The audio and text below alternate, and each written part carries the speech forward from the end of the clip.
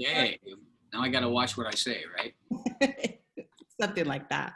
So are there any difficult bosses out there that I'm talking to? By the way, down at the bottom of your screen, I don't know how familiar you are with Zoom, there's a reaction prompt there where you can do a thumbs up or you can, a thumbs up. And boom, a clap. right? Or you can do a applause, those kinds of things. How you get rid of it, I don't know. But anyway, if I ask a question and you have it on mute and you want to give me a thumbs up, that's fine, then I know. I'm going to ask you sometimes to come unmute and talk to me and make this feel like we're really with each other as much as we can. And I'm going to try to share what I know and you share what you know. But this class is called Self-Advocacy and with Boss.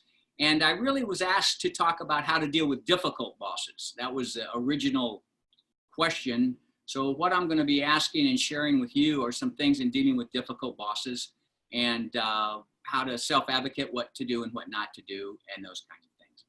My first question is, does everybody have the handout that was sent to you? Hopefully you have that, because I am going to, okay, good thumbs up.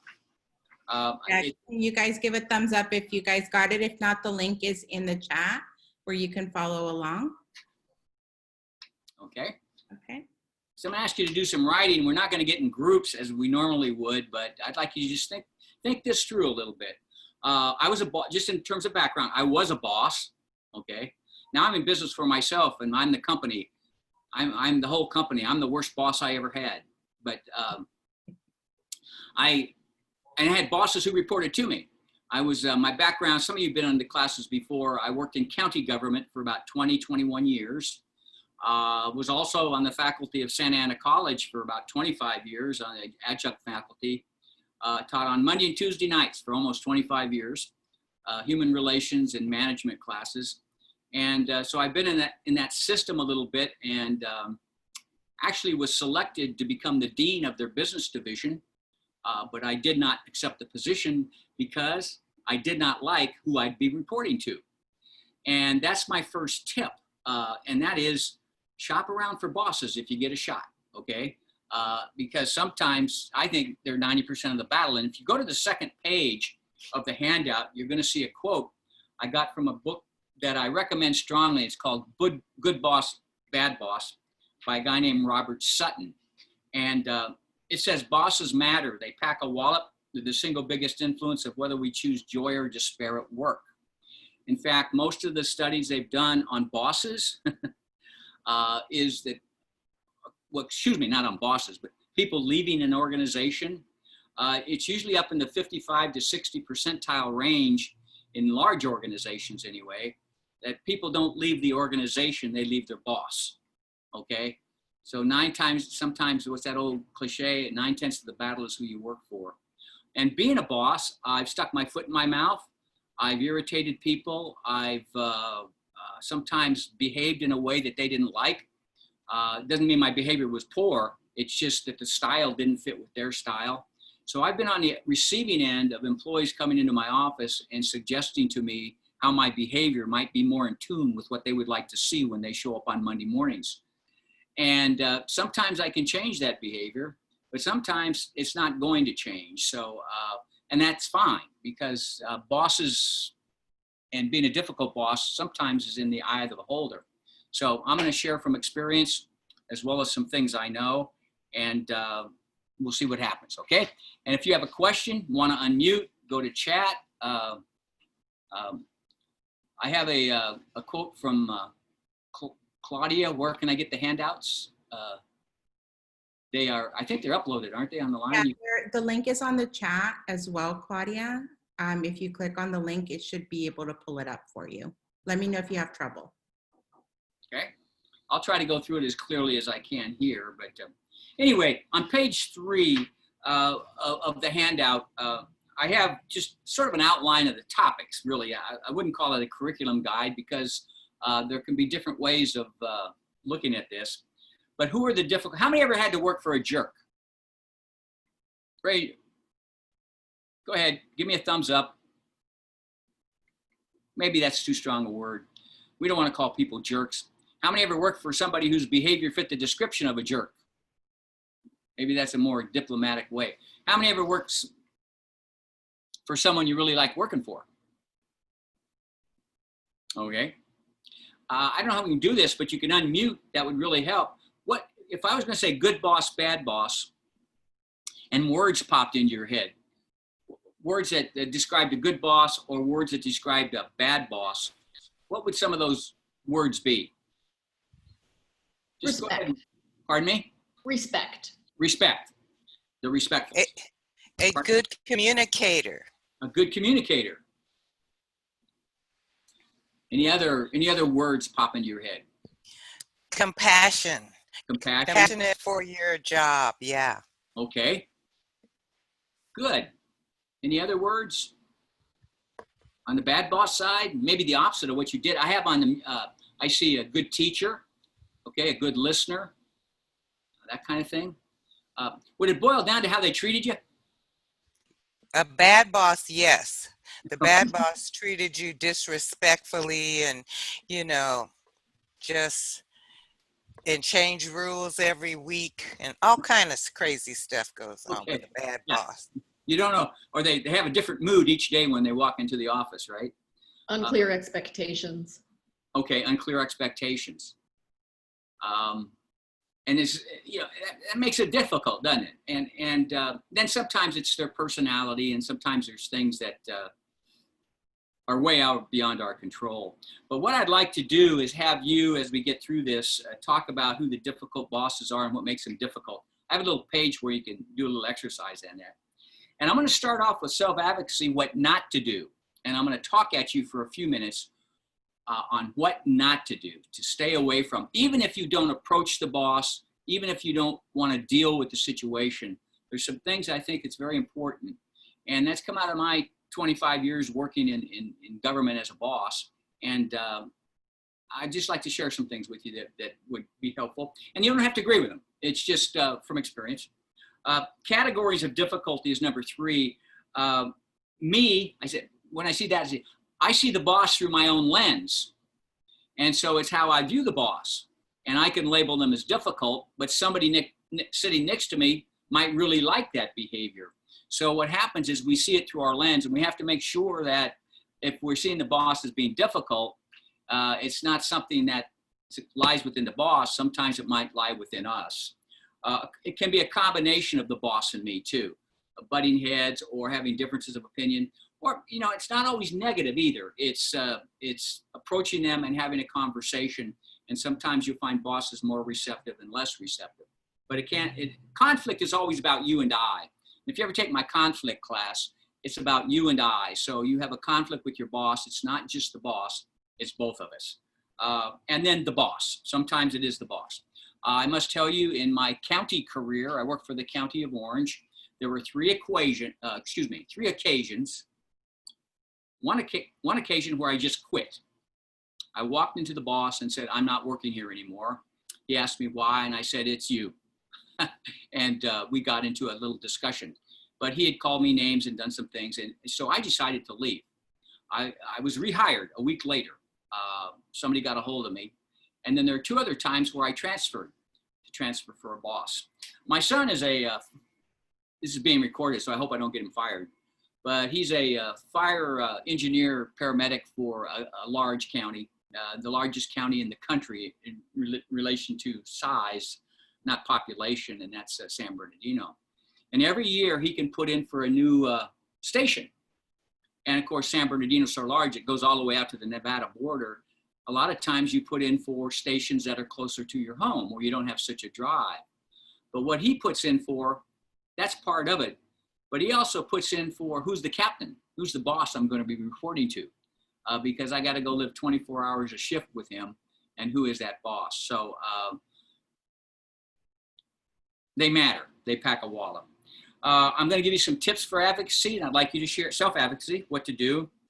And then I'm going to give you a model for communicating with the difficult boss. You do have in your library of videos, one that I did initially, a 90-minute one on communication skills. And there's a lot of things in that video that I think will help in this situation. So I'm not going to cover a lot of that because I don't want to repeat myself, but you can go back to that video. And then the number 6 is knowing when to give up, toughen up, and wise up. Pick battles big enough to matter and small enough to win. But as you see the quote at the bottom of the page, never waste a good opportunity to learn from a bad boss. There's always a learning experience involved in that, and so that's what it's about. So having said that, page 4. I have some questions here, and I don't know, I'm going to give you some time to do this, but what makes the boss difficult to work with? And I've listed some things, from attitude to work style to all kinds of things. I'd like you to go through that, and if there's some there, you can just circle. If not, you can add some, what makes them difficult. But I would like you to, it may not be your current boss either. I don't want to get anybody in trouble either. But I'd like you to share with me when you're done, what are some of those? It'll give me a better idea in my comments. What issues or situations are the most difficult to bring up with your boss? That's number 2. What would your, number 3, what would the relationship look like if it was a good relationship? Envision what that looks like. And how do you typically respond when you're working with a difficult boss? What's worked, what hasn't? And then self-advocacy. What are some things you believe you can do to advocate for yourself? We may not have time to cover all these questions. They're covered as we go along, but it's sort of a guide I put together, not for this class. When I had to sit down and work with bosses, deal with bosses, coach bosses who reported to me. I still coach executives and that kind of thing. I go through lists like this. So I'd like you to take, it's 12:14. I'd like you to just take maybe 3 or 4 minutes, maybe 2 or 3 minutes, and go through this and just scribble through some things that will help you get focused for the workshop. Okay? And I'll shut up and let you do that.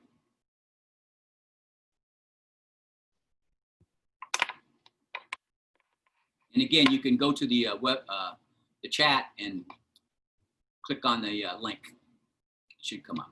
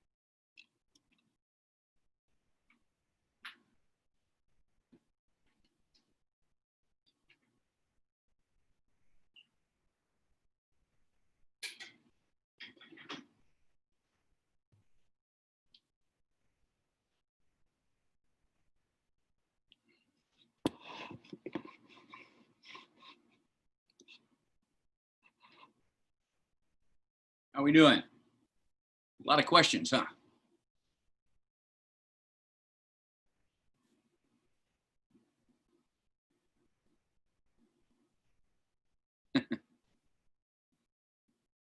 I see one here that's come in already. Bad boss, big ego, takes too much, talks too much regarding private issues.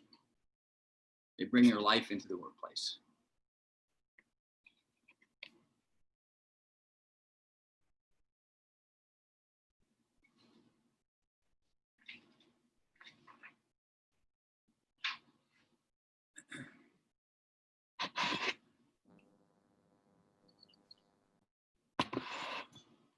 It's a fun exercise, isn't it? I hope you're not too depressed.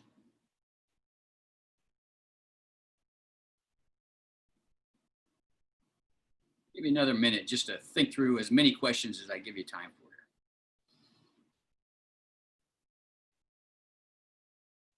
Or if you guys are done, can we get a thumbs up just to kind of see who else is working on it?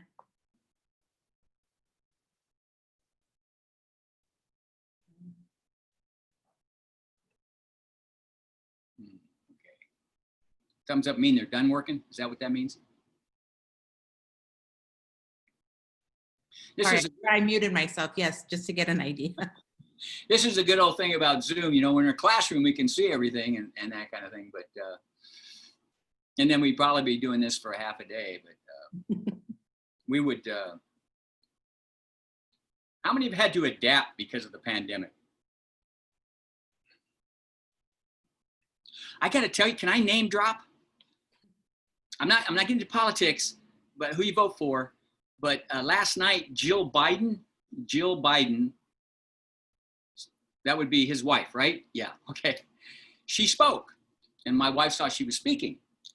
And she spoke from Brandywine High School on Falk Road in Wilmington, Delaware. And that's where my wife went to high school.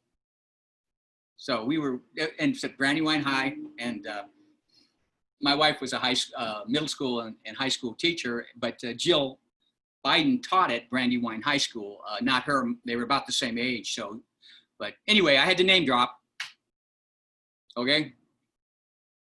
I lived in Delaware for 3 years. And so anyway, that was sort of neat. So what are some issues? I had, again, big ego. They're in their own bubble, I see. It's, yeah, bad boss not dealing with issues and just let it fester. Okay. Okay. I have an assessment that measures, I use that sometimes measures why bosses do that, but sometimes they don't see it as their role. But any others? You want to unmute and share? It's a chance to. Only want to hear themselves talk. Okay. One I didn't see is favoritism, kind of. Okay. Double standards. Typically. Yes. Yeah. Or nepotism even. Oh, okay. Oh, yeah. I had the brother-in-law of the head of my agency working for me. The county administrative officer for the county of Orange, that was the county for a while. His daughter reported to me. That was fun. I'll tell you a little story about what that county administrative officer did, because he called me up. I didn't know him. And I was a first line supervisor. And he said, I understand my daughter's going to be working for you. And I went, oh, geez, you know, here it goes. And he said, she's got to stand on her own 2 feet. I'm staying out of it. And if she doesn't do her job well, you do what you need to do just like you would anybody else. And you'll never hear from me ever about my daughter working for you, because I could imagine what kind of shoes you're in now, being nervous with the boss's daughter working for you. And I don't want you to feel that way. What do you think? It's the kind of boss you want to work for, don't you think? The Hall of Administration is named after him now. Anyway, I remember that. And his daughter was a wonderful worker, though. And he didn't even get involved in the competition. She had to get the job on her own. And it wasn't known till after she was hired that she was his daughter. Any others? Poor communicator, tests Okay. patient staff. Okay. All right. How many had work style issues? Micromanages, doesn't encourage employees to work independently. Poor communicator. Test staff, sort of put you on trial. We had one person mention that, and not a team player. Not a team player. Okay. Wanted to get some ideas. Now, question number 3, we're not going to discuss in here, but it says, envision the relationship you would like with your boss. What would the relationship look like?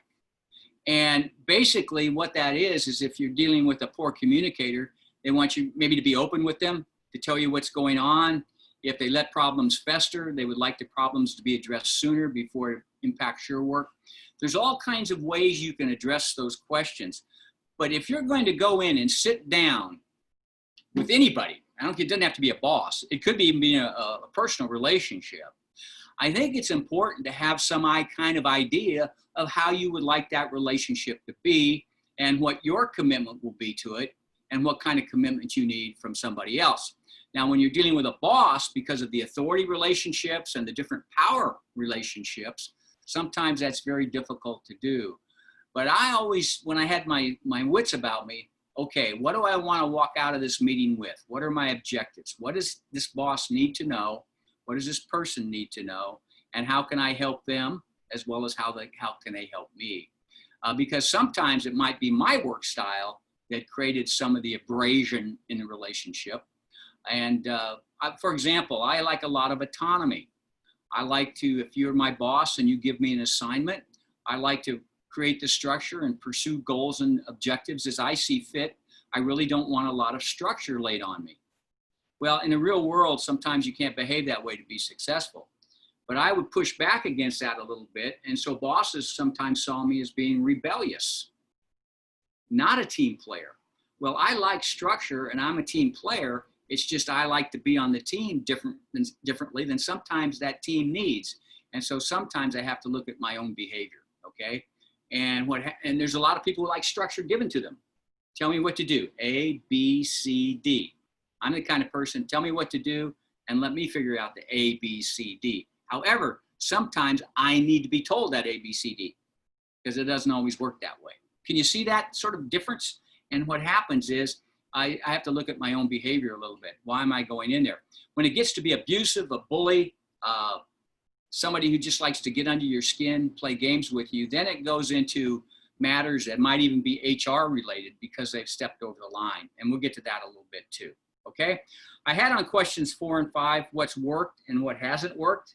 Anybody have any ideas on that one? Briefly, what's worked when you've approached somebody that you can share? It completely depends on the person. I've had bosses be really responsive and apologetic and not realize, and I've had bosses get defensive and angry. Yeah. Which bring is it? I don't have. Is that Rachel? It is. What that brings me to a thing too is you have to make a decision whether it's worth walking through the door, don't you? Because you'll have bosses be cooperative and some that just don't want to cooperate, or they get defensive themselves in the moment. But yeah, I've had that same. I had a boss call me an SOB one time, only used the words. So he didn't like what I was telling him. So Okay. another comment for us, clear and healthy boundaries. Uh-huh. In fact, I think I have a comment later on about setting boundaries. That's a good point. Clear and healthy boundaries. And would that be, make sure I understand when I can approach you, when can I talk to you, what can I say, those kinds of things. And everybody knows who's on first. How many of you ever had a boss that said, my door is always open? Yeah. And then you walked in and you look like you just invaded them, you know, even though they said my door is always open. So sometimes bosses might say things, but in their style, they don't really mean it. So what I lecture bosses about is don't say it. By the way, if a boss says my door is always open, for me, that means it's a door for them to walk out and see what's going on to help you. So not for you to walk in, but. So we have another, the boss approach you for info instead of having to tell the boss. And that's a good thing, right? That's a good thing. If you're working for a micromanager, you might want to put that in reverse. Don't wait for the micromanager to tell you what to do it, and then go and tell them you got it done.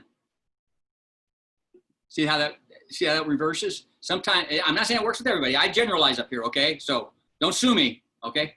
But what happens is when I work for micromanagers, because I like structure, I don't like structure imposed, it drove me nuts. You know, get out the bottle of Jack Daniels. Here I go, all right? So what I used to do is try to nip them in the bud and get the stuff done before they're going to come out and ask me to do it, if the expectations were clear. And sometimes that worked. Then I might have a boss who would say, well, how come you didn't tell me you were going to do that? And I usually would say, well, that's what I'm doing right now. So again, you got to know the personalities and that kind of thing, okay? I remember yelling at a boss. His name was Bob. and it was a hallway conversation. He said something.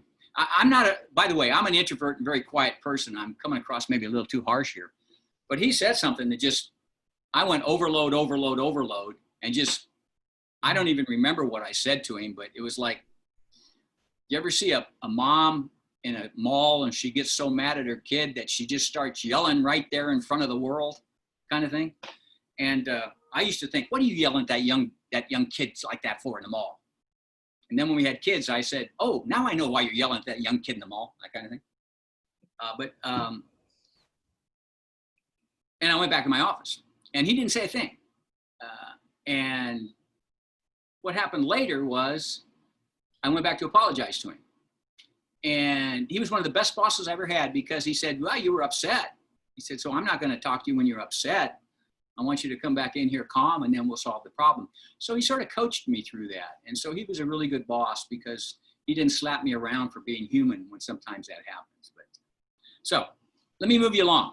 Okay. I'd like you to go to page 5. Oh, sorry, Forrest, one quick thing, one more chat. Insecure and thinks everything is about the boss instead of the students or Okay. the customers. Yeah. And it's insecurity. That could also be, I'm not a psychologist, but we've been talking about it lately. Some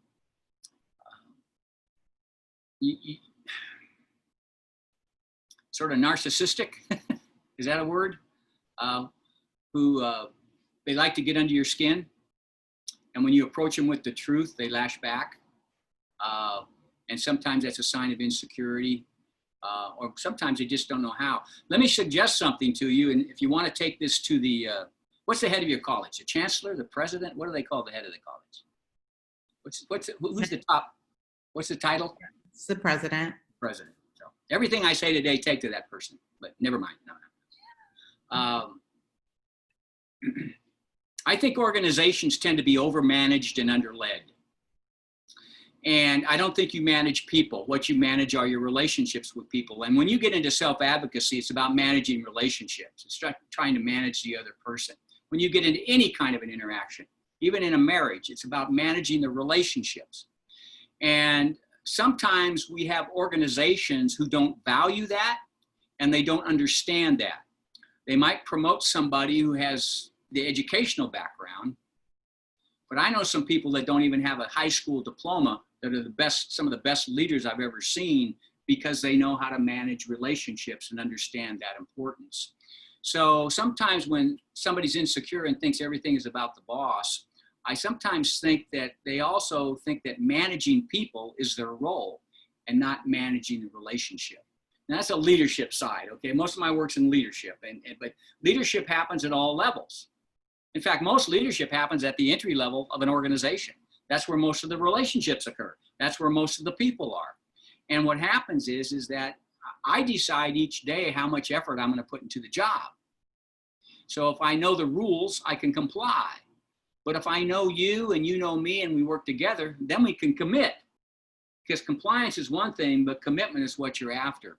And so I think when you try to manage relationships, and I'm going on and on maybe too much here, I think that's really where your head needs to be. And I do think there's a lot of bosses that get promoted because they're very good technically, but they don't have an understanding of what their role is in building commitment and a cadre of relationships that make people want to show up on Monday mornings. And that can be done, okay? It can be done. On the next page, page 5, you're gonna, if I'm correctly, you just have sort of numbers there, 1 through 10. Okay, and the reason I did that because I change this all the time. But let me, if you have a pen or pencil and it works for you, 10 things not to do. Okay, and I'm going to make these brief. This one is don't assume the boss knows everything, or that they should know everything. Just don't assume they know everything.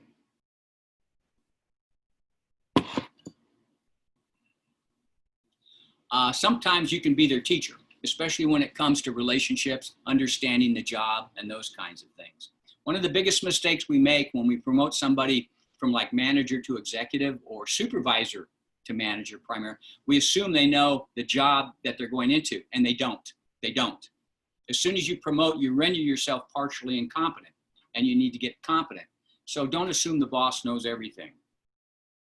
Number two, and I don't know if this is a word in a sentence, but don't generalize your boss. Does that make sense? Don't generalize your boss. And what I mean by that, make sure you're dealing with a bad boss.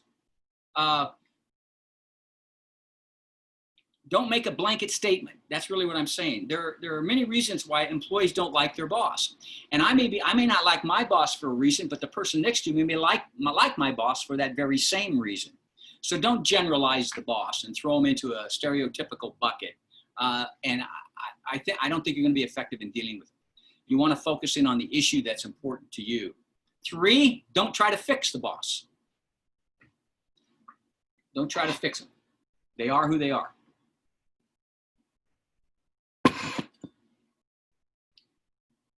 And I guess that brings me to number 4, stay away from personality. Stay away from personality. Focus on behavior. An oak is an oak and a pine is a pine. How many have kids? You have 2 kids? Are they different? Guess what? That's a hand you're dealt, okay? And I realize every morning when they wake up, they're like wet cement because however they land, that's how they form that morning. But what happens is that's the hand you're dealt, okay? Someone put something in the chat for us. Most of the time, the admins tend to train the boss. Most of the time, the admin trains the boss. What's the admin? Like the administrative assistant. Oh, okay. That's a good coach. Yeah. And that's okay. And sometimes what happens, if the boss is willing to learn, I'm not a very organized person. And there was a secretary that reported to me named Margaret. And she would come into my office. She'd only been there maybe a week or 2. Well, I come in one day and my desk is all organized. Okay? Everything's organized and stuff in files. And so I said, Margaret, who did this? She said, I did. And I said, why? Because I'm tired of wasting my time looking for stuff. So she came into me, and that's how she dealt with me, because I was frustrating her with this filing system that was not Phi Beta Kappa. I teach a time management class, and I feel like a hypocrite when I do it. But train up, sure, that's fine. Sometimes it's going to happen. The other thing, too, when you promote into areas maybe you don't have the same technical background. And so you're going to have to rely on other people. Employees who say, well, he doesn't know everything I know. I say, well, good for him. Good for her. Okay. Their job now. If you want a difference between a supervisor and a worker, it's production. Serve, get the stuff done. A supervisor, a boss, it's production capability, helping people becoming capable of producing. And that helping people become capable of producing is where sometimes the training needs to be. It's a different game. I don't know where I was at on this, but stay away from personality. Don't blame yourself. These are things not to do. Don't blame yourself. If you're good at your job, don't focus on you. I mentioned my autonomy. I used to think something was wrong with me. No, there's nothing wrong with me.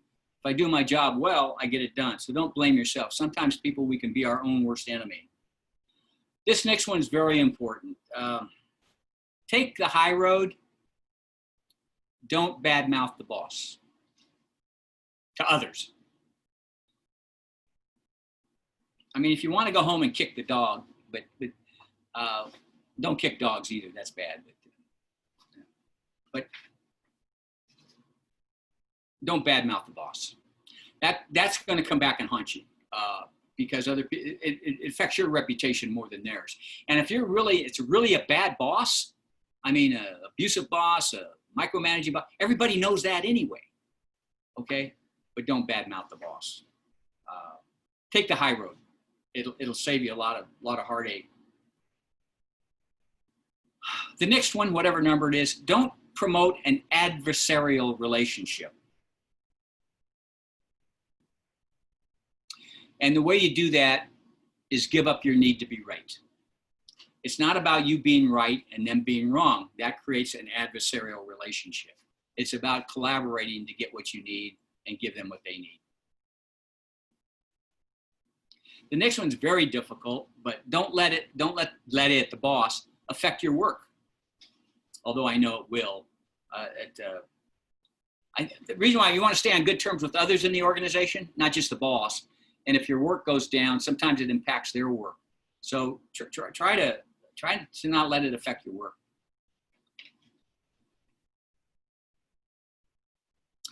Although, let me tell you something about bosses. I'm just got asked last week to prepare a proposal to work with an executive team. And they have a lot of issues, morale issues, because of leadership.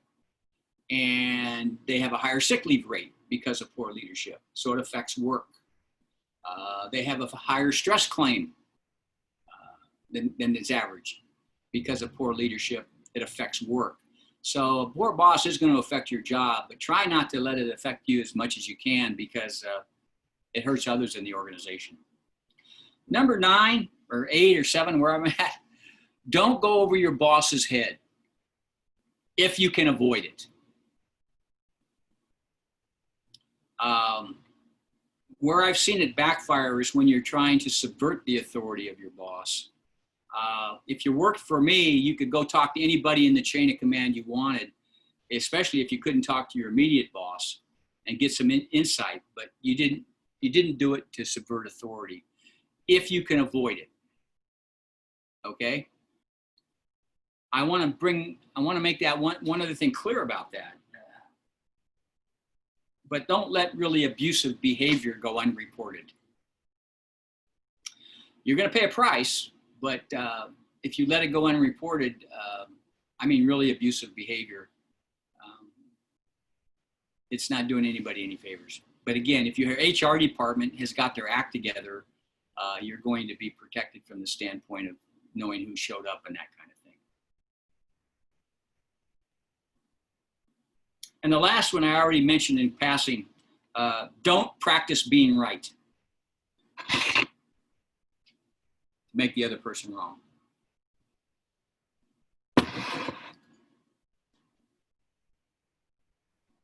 In other words, Forrest, someone mentioned make peace, not war. Yeah. Yeah. Although there might be a little battle in between. And again, I don't know who your bosses are. If I knew who they were and you're talking to them, we could get into specifics. I'm generalizing here. But it's your career, it's your job, and your reputation. And guess what? When I used to sit around in staff meetings with the department head, with bosses, we talked about employees, okay? And so people will talk about you. And but it's not about you being right, it's about doing the right thing.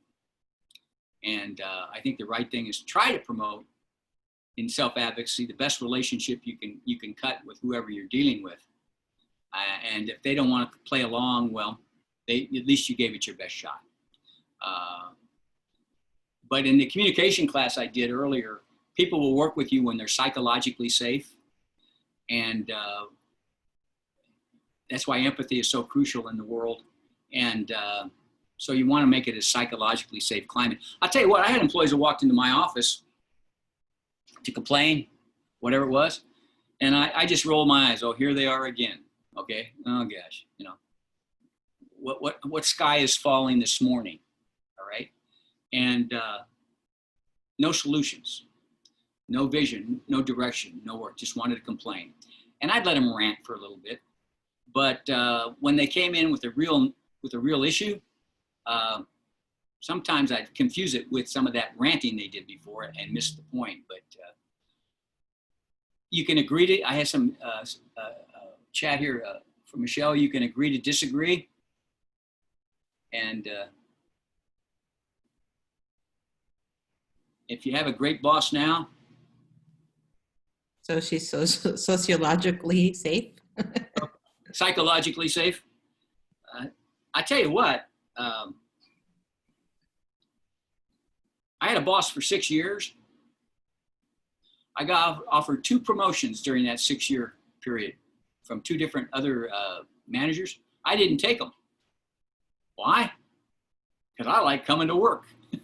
Okay, because of that boss. And not one sick day. I was there all the time. He was a great boss. He gave me the autonomy I needed, but he also reeled me in when I needed to. He was honest with me. He dinged me a couple of times in a performance appraisal for things I needed to improve on, but he did it with my dignity intact. And so when I deal with him or any boss, it's about dignity, and you want to walk out of the room with that intact. And so I'm glad you have a psychologically safe boss, if you do. Okay? How am I doing? Shall I shut up? We're halfway through this thing. Managing relationship. Now I mentioned I don't know who your bosses are, so I don't know what the issues are necessarily, but when you approach a boss, I listed, there's what, 12 or 13 things on the page there. And it may not be your current boss, but maybe some bosses you had to deal with. It says circle, which category does your boss fit in? Because I think it's going to influence the way you handle a situation. And answer the question, is approaching them worth it? So I have categories, and there could be 1,000, but go ahead and read those and circle the number that might relate best with who you're dealing with or have dealt with. And then sign your name to it, and we'll send it to your boss. No, we won't do that.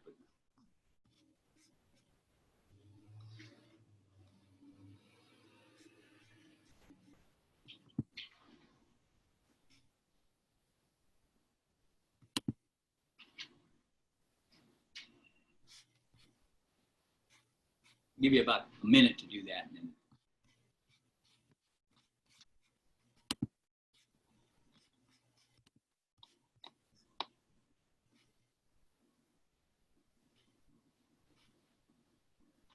so far, I've got 5, 7, and 12.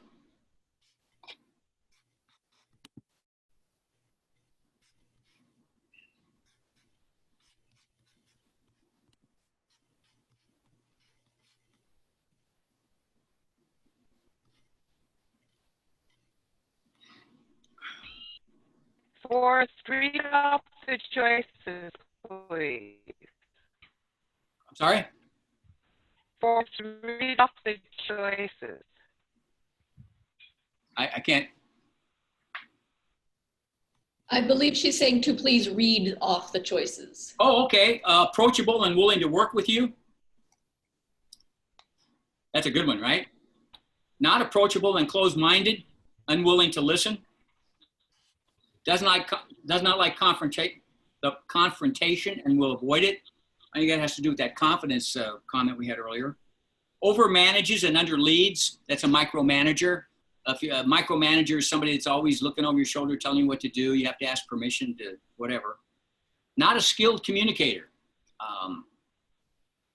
They don't listen very well. And I worked for a boss that wasn't a skilled communicator, but he still gave it his best shot. But they don't give a damn. They could care less. They lack compassion and empathy. They're self-centered.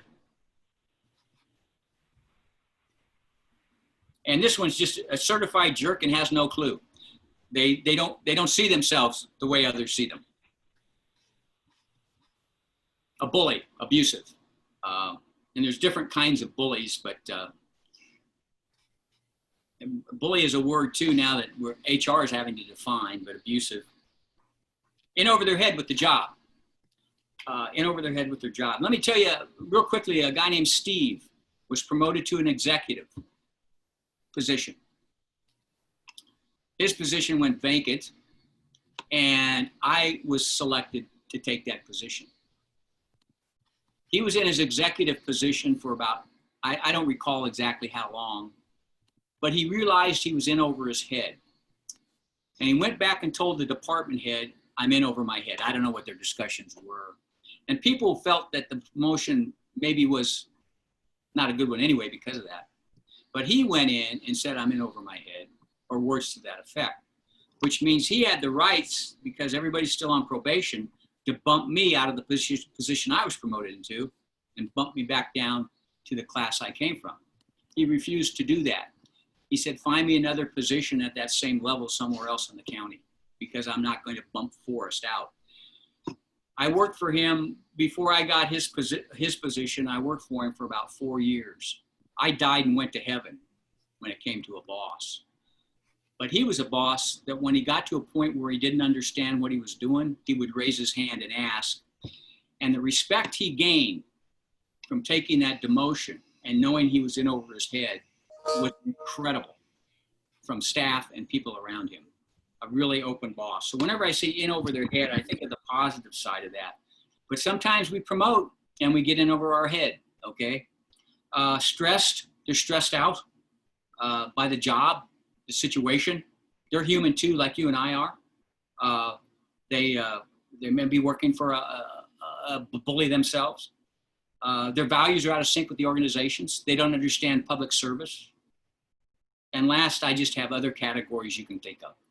Does that help? So we have a couple comments in the chat, Forrest.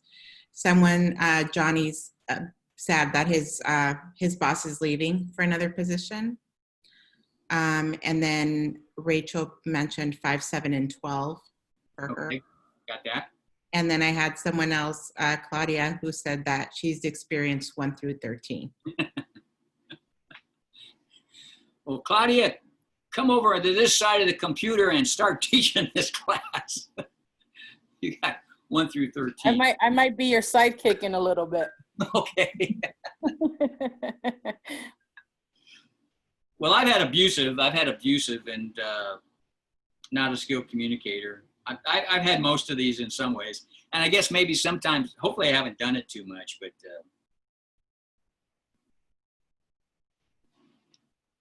you want a little metaphor?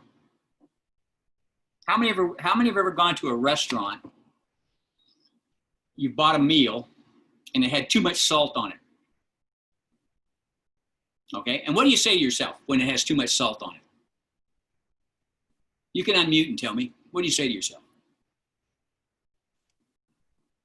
The kitchen oversalted my food. Yeah, I usually say it's got too much salt on it. I'm not looking for any deep psychological, okay?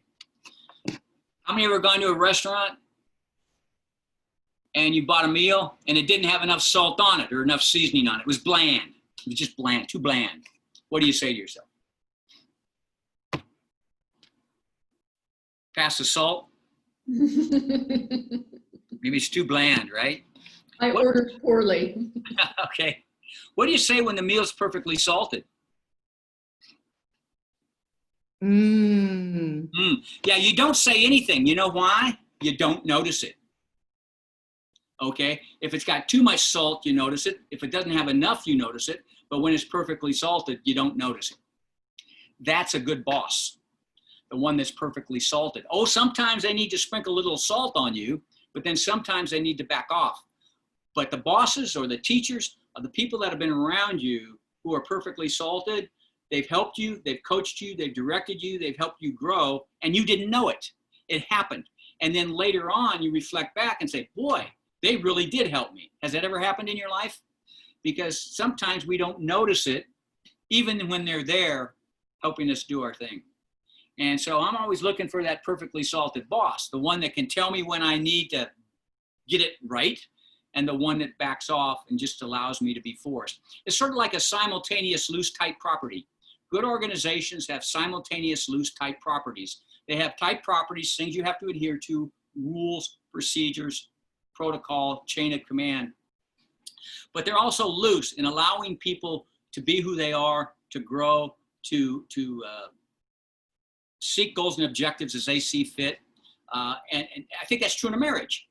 Okay, and so what happens is that we need simultaneous loose type bosses, and a lot of times we don't notice them. I wasn't going to share that with you today, but who never knows what comes out of my mouth, okay? So let's go to the next page. Tips for self-advocacy, what to do. Hope you don't mind me reading at you here a little bit, but I tried to list these I've got from various places. It's not all original to me. I copied a lot of this stuff, by the way. Copying from one book is plagiarism. Copying from 2 books is research. So you've got research here. Are you dealing, number one, are you dealing with a difficult boss? Make sure. But what are your boss's motivations? I mean, what are your motivations, but also what are the bosses? Why are they behaving the way they are? What needs do they have? Why are they who they are and why they are? I'm not talking about psycho fluff here, but maybe it's a style. Maybe it's how they like to be. How many have a boss sometimes that you see indecisive? Does it ever happen? They may just be high data. They like a lot of data. They like a lot of information. That's their motivation. Just shovel it in, shovel it in. They want to take the risk out of the decision making. Then you might have a boss that's low data. They sort of trust their intuition and experience and make pretty quick decisions. You could say they shoot from the hip, low data. The high data boss is anal. Well, those are judgmental terms. One's low data, one's high data. What are their motivations in terms of style? Get to know that. And I went into a meeting with the county administrative officer. I didn't know him, he was a new one, with a woman who worked for me named Betty. And she wrote a parenting manual for a program called GoFarb. She just, brainy. So I come in with this report, and I don't even remember what the subject was. And the CAO, he saw it, and he thumbed through it. She came in with 1 page with 8 bullet points, just eight one-sentence bullet points, we call them, and handed in that sheet of paper. He looked at it, he said, I like number 2, I like number 7, and I like number 8. Let's do that. I come in with this thick report. She knew that he was low data. She knew the boss's motivations. She was able to work with him much more effectively than I was because I was a trained bureaucrat coming in with a bunch of crud. My boss would want the big, he wasn't my immediate boss, the CAO. We were selling a program in the county. My immediate boss liked the thick report. So that's what I prepared, this thick report. But this boss didn't. And so again, know their motivations. Talk to your boss about it. Whatever it may be, this is the first step, talk to your boss. You have to, you can't win if you don't play. So how do you self-advocacy? You got to go talk to the boss. You got to tell them.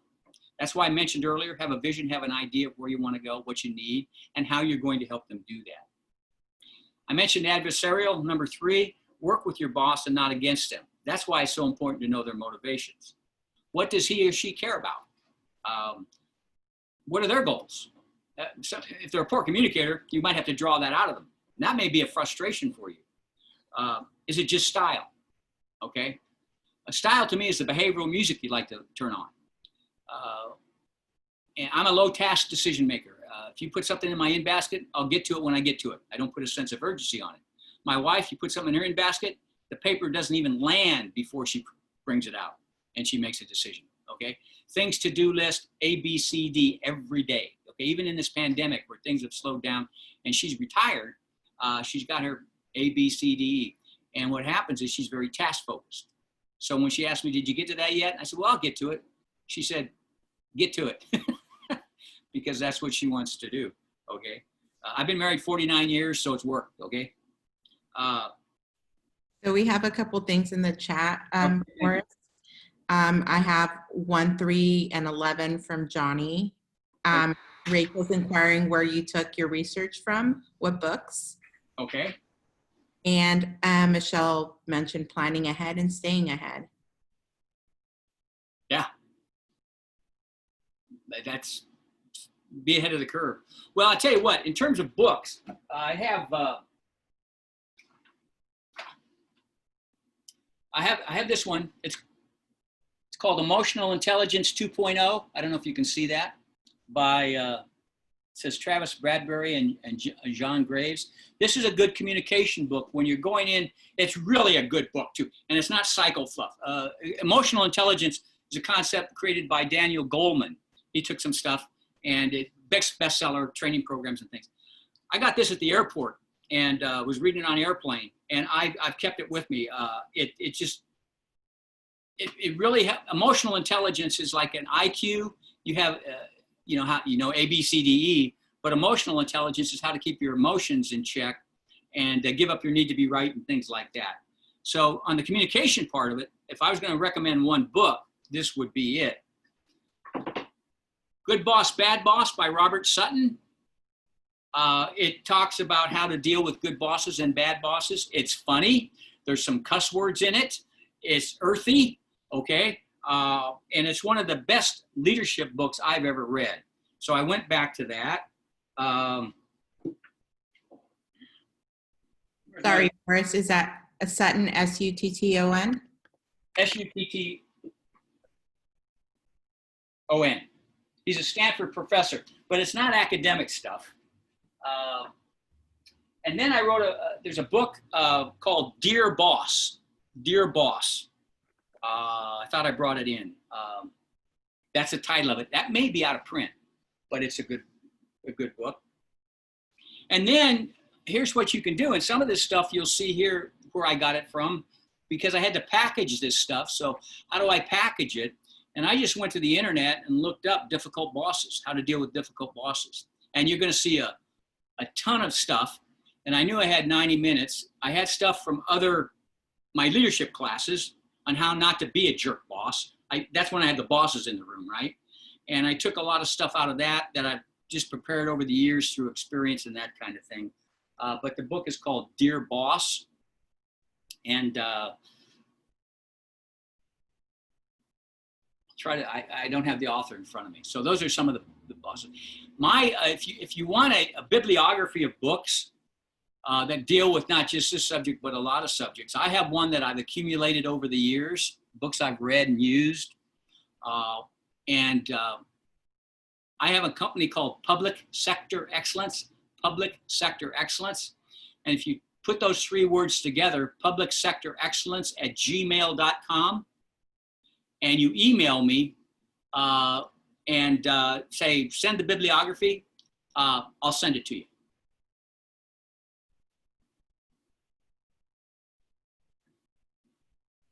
Just dropped it in the chat for them, Forrest. Okay, publicsectorexcellence@gmail.com. I'd be happy to do that. And I won't put you on my mailing list. Sometimes, okay, if you want me to put you on my mailing list, go ahead and do that. I advertise classes, but I won't do it unless you ask. But, the other book that it's called, this is one, in fact, it's the first book on my bibliography. It's called Creating a Future of Your Choice, a Do-It-Yourself Guide to Empowerment. It doesn't so much have to deal with difficult bosses, but it's setting goals and communicating those goals and trying to create a vision and the support you need to get there. It's by a guy named John Perry.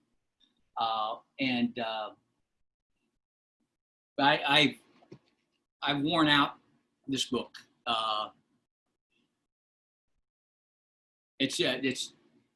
You read the prologue and the epilogue and you'll have tears in your eyes, but in between, you get some good, solid stuff on setting goals.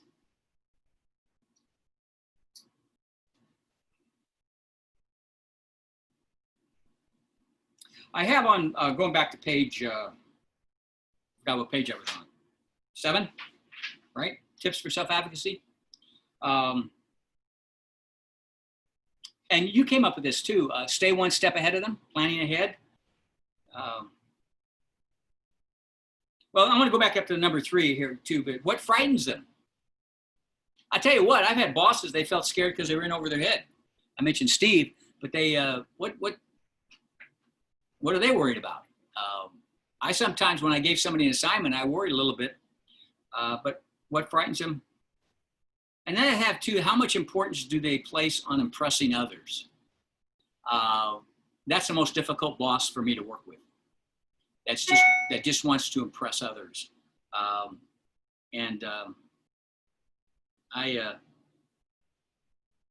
don't think we're in the impressions business. And how do they measure success and how do they measure failure? If you make a mistake and you don't get it right, are you a failure? And do they treat you that way? Or if you make a mistake and you don't get it right, they see you as someone to coach and move ahead and those kinds of things. Sometimes it's their attitude. If you have a boss that expects you to be perfect, it's going to get in the way of you being excellent. Perfectionism doesn't exist. And so I've had a boss one time where every little microchip, it seemed like, was questioned as to whether or not it was good, bad, or in between. And I got afraid of, when I first went to the County of Orange, I had a boss that everything that I wrote had to go through him. Not such a bad idea, but he would revise it so much that by the time an item got to the Board of Supervisors or whatever, I lost ownership. It had been changed so much. Now, some of the things he taught me were good in terms of writing, but it took away my confidence because everything was red, you know, do this, do this, do this, do this, even when it didn't need to be. But he was so worried about using words to impress others, and my concern was expressing to others. And so we clashed. And for example, when I said after we talked in a memo, he changed it to pursuant to our conversation. You see, because it's more what? Impressive.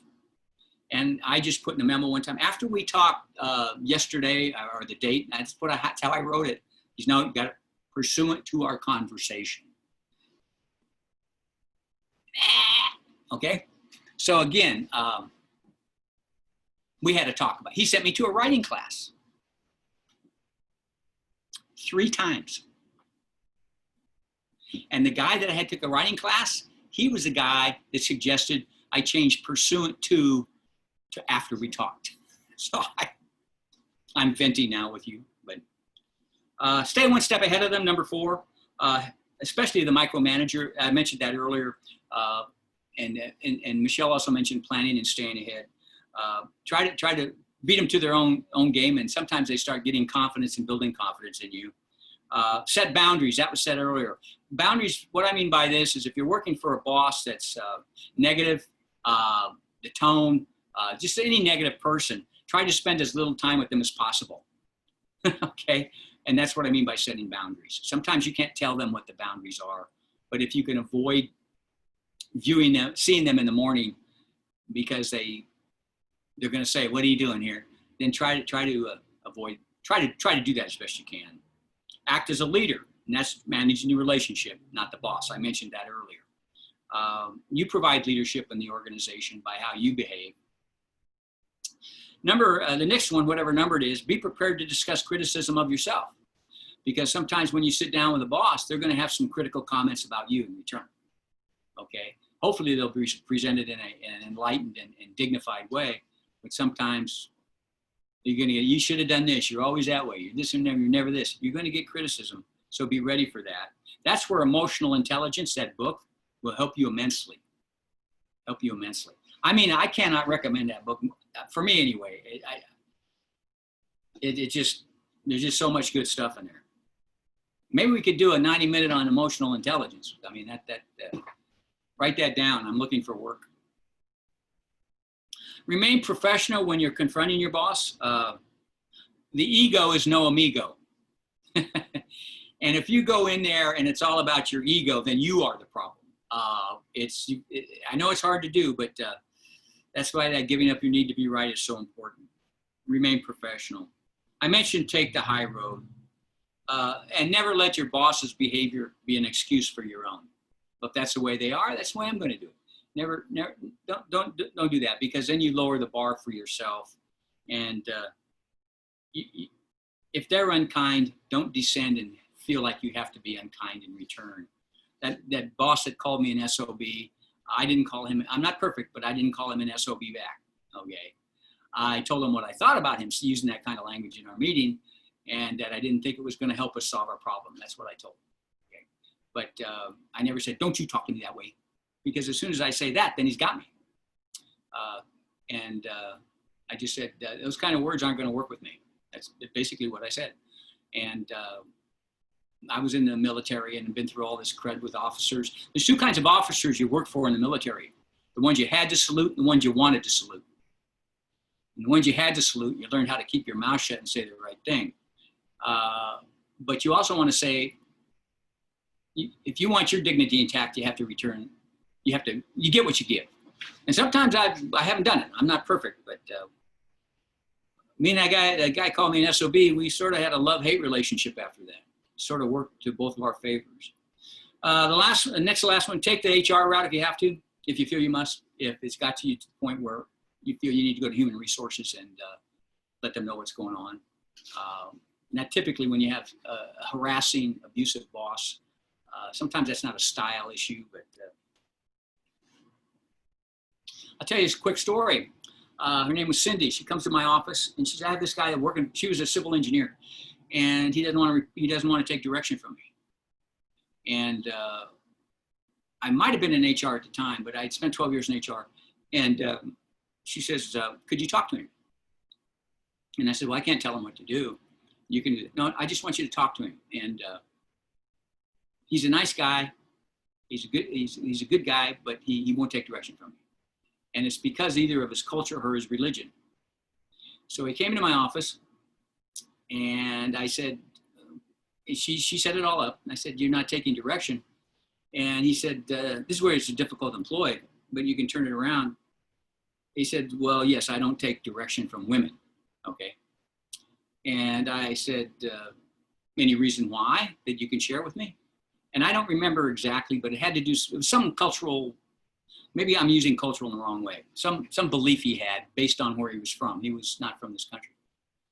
And he was from a Middle Eastern country, but I don't remember where. And I said, well, okay, now, what I said is, well, you shouldn't behave that way, or you shouldn't do that. I said, okay, I can understand why you behave that way. And then I said, in our organizational culture, we put women in positions of supervision and management, and employees are required and are expected to take direction from them. So I said, that's the situation you find yourself in. Okay.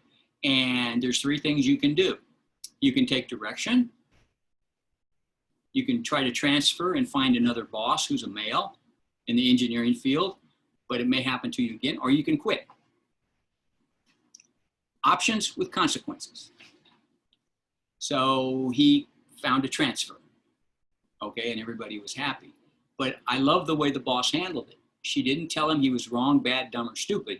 She wanted to cut a deal that was in the best interest of everybody. Sometimes you may not have those options, but when you're sitting down with your boss, you have to think about their best interests as well as your own. Is that going overboard? Forrest, I have a question. What if the bosses encourage the bad behavior of your colleagues?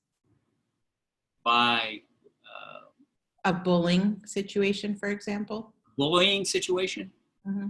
Well, when it gets to a bullying, where they encourage the bad behavior, and you're on the receiving end of the whole thing, it depends on how approachable that boss is. But I think you might have an issue where you need to get some help from somebody who knows who that boss is, because if they're doing that, they probably had complaints before, and that's where HR or somebody needs to either give you advice.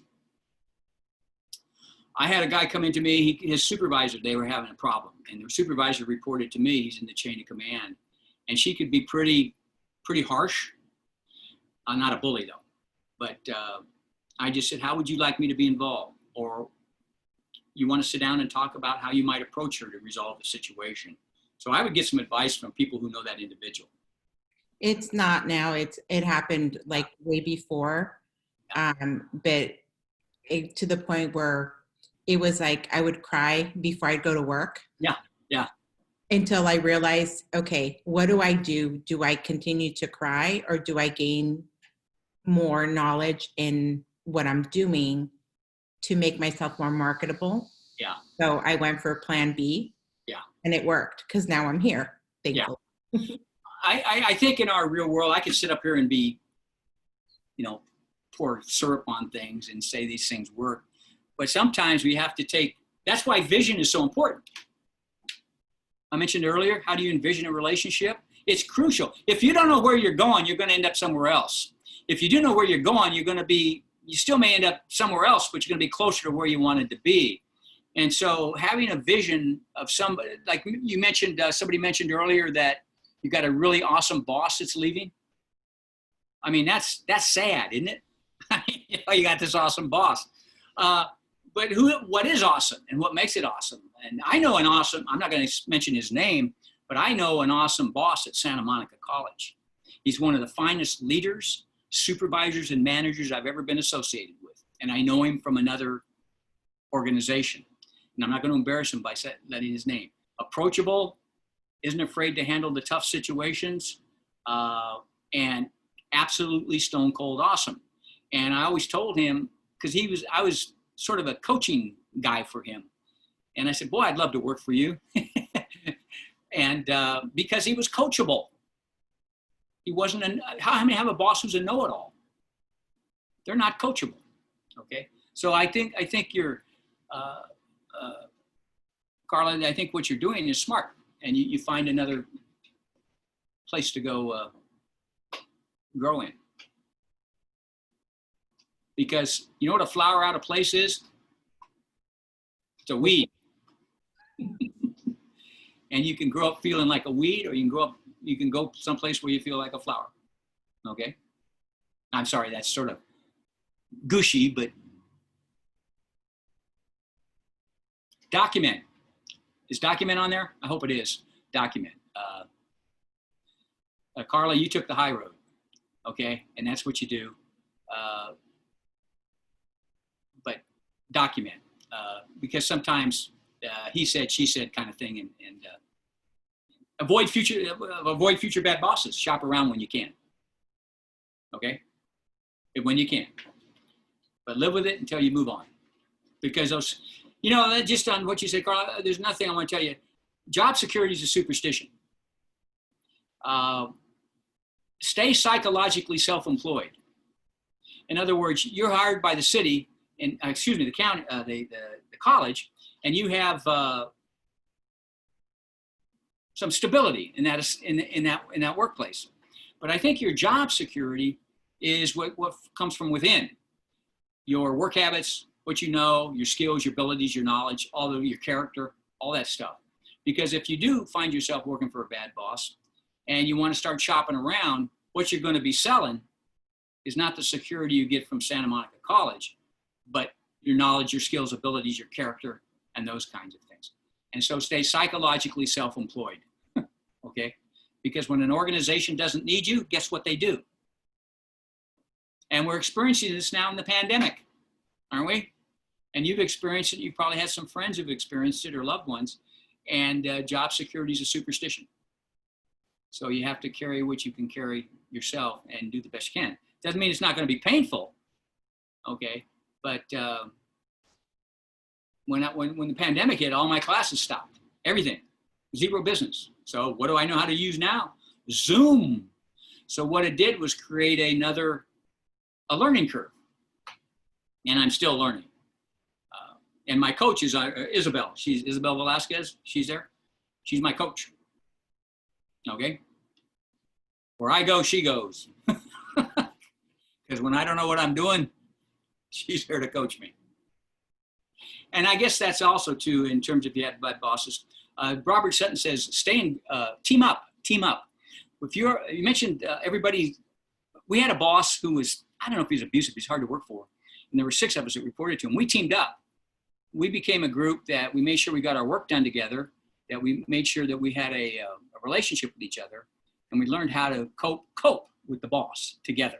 We teamed up, okay? Because we weren't going to change it. And he was a very knowledgeable guy, a smart guy, but he would manage by pressure. He was the guy that called me an SOB. And so what happens is we teamed up, and that's what you might want to do there. Not team up to get them, but team up to get the job done. I had some scenarios that we're not going to have time to get to, but the first one is your boss comes in your office and wants done some I'm going to do this in a general way in a minute, and wants something done right away. He rarely sets priorities. He's a poor time manager. You already have a full workload. If you would have came in 2 weeks earlier when he knew about this, you could have planned it into your workload. You're going to approach your boss to clarify priorities and get the direction you need. And he always seems frazzled and stressed, okay? The other situation, your boss is disorganized and often late for meetings. By the way, what I'm going to do typically for that boss is, hey, you want me to start the meeting before you get here? Okay, and jump in. Your boss tries to control everything you do and micromanages you. And finally, you're sitting down with your boss in an arranged meeting to discuss how he responded to an idea you had in his last staff meeting. In front of everyone, he called your idea stupid and said it would never work around here. So how can you approach that boss? All right? I strongly suggest, because we don't have the time here, you can take these and you can role play them. Get somebody that you know. You play the boss, they play you, and role play them. If we were in person and had more time, we can do that. But I had to put this in here because sometimes practicing a little bit of conflict resolution helps. And let me give you some ways to deal with those. And on the next page, it says 5 steps to manage conflict. But all you have is step 1, step 2, step 3, right? Step 1, take responsibility for dealing with the conflict. That's number 1. Take responsibility.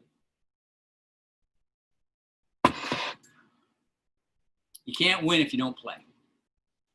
Uncover, define, and discuss the real problem. Discuss the real problem. And I mentioned some on that previous page. Again, stay away from personality. What's the real problem? When you called my idea stupid at the staff meeting, it made me feel as if it was a bad place to present the idea. I really felt embarrassed by that. Is there a better way for me to present these ideas, a better place? And I'd appreciate if you wouldn't call the idea stupid, but you can call it, it's not going to be workable. My feelings were challenged by that. I remember I think something like, I'm going to bring up the behavior. Now, when I just did that, did I say he was wrong, bad, dumb, or stupid? I used I statements, told him how I felt. I want to solve the problem. I don't want to win. I said, you can't win if you don't play. I'm not talking about win, lose. I don't want to be called, it's like when the guy called me an SOB. He never called me that again. And so what happens is that uncover the real problem. Ask questions and listen is step 3. Get expectations clarified. Find out what it is they need. Ask questions and listen. You're trying to learn a little bit from them. Number 4 is set goals with the boss when you can and create an action plan. What you need to do, what they need to do to help resolve the situation. If my boss asks me, well, if you have a dumb idea, what could I say that and not be phony about it? Well, you could say that idea is not workable for these reasons. You don't have to use the judgmental language. And because I don't like to be called stupid in front of my peers. That's what I told them. Okay. But they all understood because they've probably been called stupid too, but I was calling them. Follow up is number 5. Solutions are never perfect. There's always unintended consequences. Things don't always work out exactly, and so follow up, unless it's some real minor thing you got resolved right away. So take responsibility, uncover the problem, ask questions, set goals, and follow up. And that's why I have down at the bottom by this author, Living with Integrity. But you have to call your shots. And some bosses, it may be worth just coping and living with it until, like Carla did, you move on. Because I'm telling you, sometimes when you approach somebody with your feelings, it can backfire. Okay. So what do I have? If you're going to role play this, fundamental skills, self-advocacy and communicating with the boss. Some things you might want to think about when you're taking notes before you walk in, and you may be nervous, but you keep the atmosphere open and professional. I know I'm reading at you here, but it's not about putting them on trial. Explain the problem in a friendly manner. Be assertive. And when you're assertive, what that means is you're sharing the concerns you have for yourself, but you're not ignoring the concerns they have. Collaboration is acknowledging and discussing the concerns of the other person, and it's also acknowledging and discussing the concerns you have. That's collaboration. Aggressive is, I just care about me, I don't care about you. Passive is, I just care about you, and I don't take my own concerns into consideration. And so you want to try to collaborate. Let the person know why it's a problem and why it's important and concerns you. What the behavior was, what effects it had on you, and how you feel about it. Ask for their concerns and ideas. If I was coaching you in a role play, I would say in any of those scenarios I wrote, what are your concerns in this situation? How might you approach the problem? What will be your objectives? Ask for their ideas and offer yours. Again, that's collaboration. To improve work progress, present ideas, quality, reduce stress and strain, build teamwork, whatever it may be. get some thoughts going. Always remembering that there's got to be something in it for the boss as well, if they are approachable. Okay. Discuss each idea, offer your help, and then summarize agreements reached. You might document that. Ask for feedback. Do that actively listening part where you make sure you understand. How many use the English language when you're talking with your boss? Actively listen. It's a lousy language for understanding. I've implemented the project, boss. What's that mean? Does that mean I'm doing it or it's over? It can mean both, can it? So again, in acronyms and buzzwords, actively listen. And I have number 6, end on a positive note when you can. Don't be phony. Okay. Well, I wanted to come in and talk about it. Apparently it's not a good time. See you later. Okay. Well, I wouldn't say it that way, but see you later. If you had a brain cell in your head that died of loneliness. You know. Key principles for communication. These for me with anybody. You want to try to keep the discussion open and non-defensive. You go back to that tape I did on communication way back when, last month. I have some tips on that for there. Check for understanding. That's what empathy is. That's what empathy is. Encourage participation. Ask for ideas and thoughts. I would even say sometimes, am I off base here, or am I going down the wrong road with you, boss? I want to get this resolved, but I'm going to ask and find out. Bridge back to your objectives, especially if it becomes too emotional or the boss tries to steer you away or manipulate you. I'm going to bridge back to, well, the reason why I came in was this is what I want to discuss. Apparently it's not a good time. I appreciate you discussing it with me. I'm going to bridge back if we go off on tangents and things like that. And there's my give up your need to be right again. Okay? So those key principles are what you weave through a discussion, and practice it with somebody. Write out a scenario and have some fun with it. And it doesn't have to be about bosses. It could be about dealing with how many have to deal with irate customers? You know, I'm a taxpayer, pay your salary. I don't know if you ever get that. Do you ever get that? Just tell them they're cheap. No, don't say that. Don't say that. We deal with parents too. I don't know if all my colleagues here do, but like we have parents, our son's tuition pays your salary. Yeah. And you don't say you're cheap. There's a concept called fogging. And yes, you do. And how may I help you? Fogging is when you drive right through the fog. It offers you no resistance. Your ego puts up the resistance. I'm a taxpayer, I pay your salary. Well, you're cheap. Okay. I'm a taxpayer, I pay your salary. And how may I help you today? Your ego is what gets in the problem. You're practicing being right up and down everything. If you would have had this done yesterday, we wouldn't have this problem.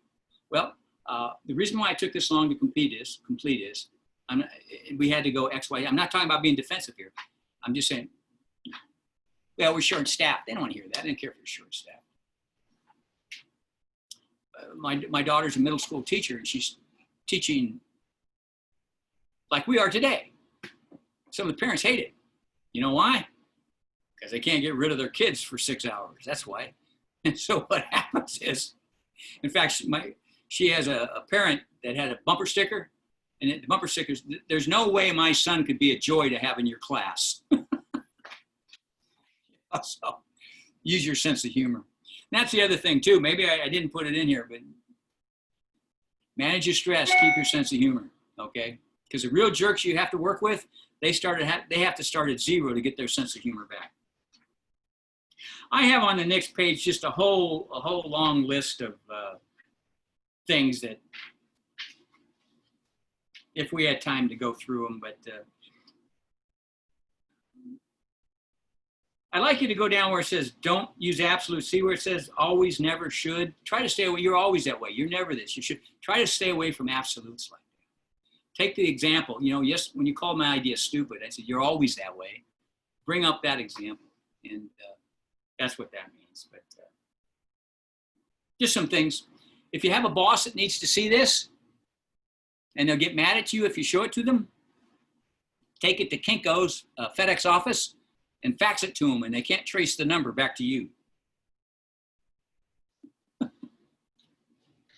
Everyone's at home. We can't fax it to them. Oh, that's right. Yeah. Well, when we get the blessed vaccine, okay. Yeah, I'm getting tired of this. The days, how many here sometimes you know what day of the week it is anymore? It gets lost in translation. I have a quote that I got from somewhere at the bottom of page 11. Convincing people that they're wrong is difficult. Giving them the means to do what they already are doing a little bit better is easier. So don't expect a complete change. Subtle pressure, relentlessly applied, results in change. If you lean against a hedge long enough, it'll start growing in a different direction. So sometimes you just have to keep leaning in there, and sometimes you get what you need. Subtle pressure, relentlessly applied. Finally, I have on the next page, know when to give up, toughen up, and wise up.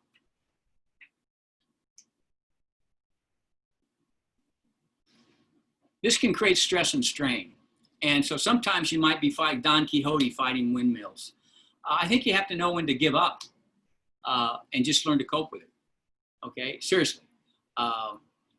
Because you're going to lose quite often if you have somebody that's locked in the comfort of their opinion to avoid the discomfort of thought. All right? It's not when you have an opinion that's a problem, it's when your opinion has you.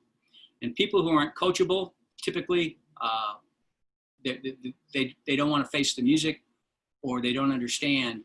And so sometimes you just have blood on your forehead.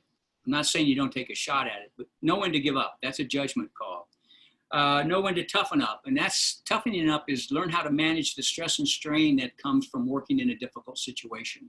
Have outlets from that. Have a little escape mechanism. Look forward to things you enjoy. Take the 5-minute break or whatever it may be at work. Even when you're working from home, if you can, walk outside the door and get away from it for 10 or 15 minutes and then come back in. Plug some things in your day so that you can learn how to manage the stress and strain. And the last one is wise up. If you fight it negatively, if you fight fire with fire, you'll end up with ashes and you'll create more stress than you need. So, and you put more pain in your life if you fight it. And so I know I do. So learning how to manage the stress and strain might ease that. And that's why I say give up, toughen up, and wise up. So you have to be careful about all that and make sure that you plug that in your days. When should I approach them? Should I approach them? Plug things in your day to get away from it. Stress and strain things. Okay, whatever. Plug positive things in your day. And then make sure you wise up and take care of yourself, but try to help others as opposed to fight with them. And down at the bottom, you see a quote, stay humble and work kindly. I have a back on my desk here behind me, it says, be a better part of someone's day, work kindly. I have a little card I can send you that it's like a business card that has that on there too. If you public sector excellence with me to get the bibliography, give me a mailing address and I can send it to you. I can't, it's like a business card, not a business card, but it's that size that I buy from this company. It's called whatever that company's name is. And I usually give them out in person, but if you give me an address, I'll mail you the little card and give up your need to be right card. So I'd be happy to do that. And it's 1:31. I went a minute over and I'm union. So it's time to shut up. Any final thoughts, if anything, for Forrest? Yeah. Unmute yourself, or I can unmute you if you raise your hand. It's okay. Yeah, you spent your lunch hour here, didn't you? Well, thank you for coming, and I will maybe see you down the road. For I just want to say thank you so much. You made me work through some of my past anxiety. Well, thank you, Michelle. And That's Michelle, isn't it? Yeah. Mm-hmm. I had a great time today. Thank you, Michelle. Okay. All right, so for anyone staying behind, we're going to end the session in about 30 to 60 seconds. So thank you for joining us as always. It's been a pleasure. And as always, Forrest, thank you. You've been wonderful. We love you. Thank you. Someday we'll meet in person. I hope so. Well, take care. Stay safe. Thanks, you as well. All right, guys, I'll be ending the session now. Take care.